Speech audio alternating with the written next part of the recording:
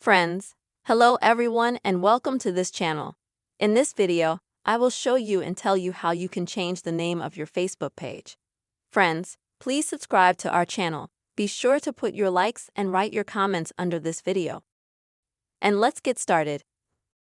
Please open Facebook on your device, and then you'll need to go to the menu section on the bottom right-hand corner. You'll also need to switch to your page. To do this, you can either use the top right corner here is this sign to switch to your page, or you can click on Pages and select a page here as well. Once you've switched to it, you'll also need to go to the menu section on the bottom right-hand side. And then you'll need to click on the gear at the top.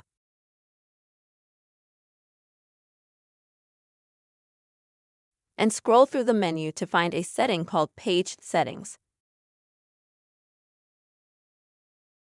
Once you go to it, you'll see the name.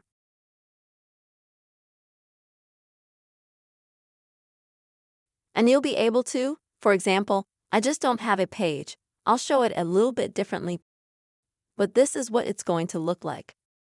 Page customization. Once you click them, you'll go straight to the name option, and you'll be able to enter the name of your page that you've changed. Then click on Done. And at the bottom, click on Save or Edit Changes.